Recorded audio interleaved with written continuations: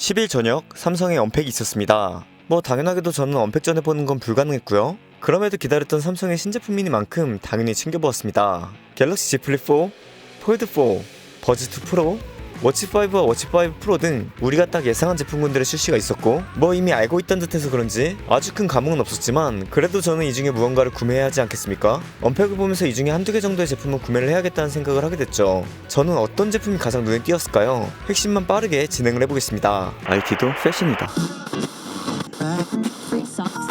먼저 Z 플립 4입니다. 디자인 전에 제 눈에 띄었던 건 카메라 기능이었습니다. 핸즈프리 익스피리언스라고 접어서 카메라 활용을 하는 부분을 강조했고 어두운 환경에서의 사진 퀄리티가 전에 비해 많이 발전되었음을 발표했습니다. 물론 카메라의 경우에는 직접 사용을 해보는 게 가장 중요하고 저 또한 스마트폰으로 카메라 사용하는 것을 좋아하기 때문에 이는 실물을 받으면 바로 사용을 해보려고 합니다. 그리고 보여줬던 건 커버 스크린이었습니다. 영상에서는 커버 스크린을 통해 셀카 또는 GIF 이미지나 동영상을 통해 커버 스크린을 꾸미기도 했는데 저는 이것만으로는 크게 달라졌다고 생각이 들지는 않네요. 그리고 디자인을 보면 먼저 색상에서 보라 퍼플, 그래파이트, 핑크 골드, 블루 등으로 출시가 되었고 저는 이 중에서 그래도 블루 색상이 마음에 드네요. 재질은 매트한 질감으로 보이고 힌지는 더 작아졌으며 그로 인해 더 큰 배터리가 탑재가 되어 배터리 성능이 늘어났다고 합니다. 그리고 힌지의 외부 부분도 전작과 달리 유광 처리된 모습을 볼 수 있었습니다. IPX 8등급의 방수 성능, 설계는 암호 알루미늄 프레임으로 설계가 되었고 글래스 또한 가장 견고한 글래스가 탑재가 되었다고 하며 메인 디스플레이도 업그레이드가 된 울트라 틴 글래스를 사용을 했다고 합니다.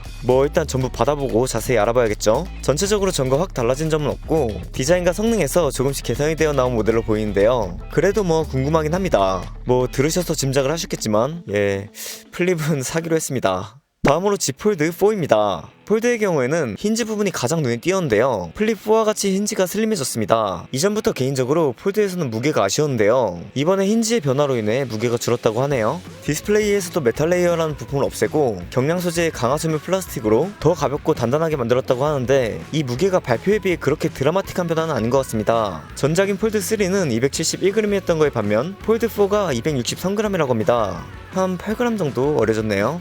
그것보다 디스플레이 비율의 변화도 보였는데요. 이 또한 받아보고 자세히 사용을 해본 후 직접 느낀 점을 말씀을 드리도록 할게요. 이번 폴드는 전체적으로 내구성에 신경을 많이 쓴 느낌을 받았습니다. 폴더블 폰들 중에서는 가장 가볍고 견고한 폴더블 폰이라고 말을 하더라고요. 디스플레이를 보면 베젤 부분은 더 얇아진 모습이 보이고 지난 제품에서 말이 많았던 UDC, 원더 디스플레이 카메라가 그 전에 모기장처럼 패턴이 보이던 게 이번에는 디스플레이 패턴이 보이지 않게끔 변경이 되었다고 합니다. 개인적으로 이건 아주 반가운 것 같네요. 팬텀 블랙, 그레이 그린, 베이지 색상으로 출시가 되었으며 스냅드래곤 8 플러스 젠 1 탑재로 성능적으로도 일단 향상된 모습을 볼 수 있는데 일단 받아봐야겠죠. 그리고 카메라 부분에서 폴드 또한 플립과 같이 성능이 업그레이드가 된 모습을 볼 수 있었고 이 또한 받아보면 리뷰를 해보도록 하겠습니다. 이번 언팩에서는 플립보다 폴드가 더 많이 업그레이드가 된 느낌을 받았고요. 이 폴드의 경우에는 가격도 가격이니만큼 구입은 아직 확정짓지 않았고 어떻게든 빠른 시일 내에 구해서 사용 후에 알려드리도록 할게요. 마지막으로 버즈 2 프로와 워치 5 프로입니다. 이 제품들의 가장 눈에 띈 부분은 버즈 2 프로의 경우 그 전에 있던 웨이도염 이슈에 따른 디자인 변화와 사운드 향상 그리고 노캔 성능이 아무래도 기대가 되었고 워치 5의 경우에는 클래식이 아닌 프로 모델의 출현과 배터리 용량의 업그레이드가 눈에 띄었는데요. 저는 작년에도 버즈 프로와 워치 4는 리뷰를 했었습니다. 아무래도 스마트폰에 비해 가격이 저렴한 만큼 빨리 구해서 리뷰를 진행했었는데요. 올해 역시 제가 빠르게 구매 후 저의 실사용 후기를 알려드리도록 하겠습니다. 나름 음향기기를 좋아하고 스마트워치도 예전부터 주변에 추천을 해왔던 입장으로서 솔직하고 바르게 전달을 해드리도록 할게요. 그럼 오늘 영상은 여기까지고 구독 부탁드리겠습니다. 저는 텐이었습니다. 유바!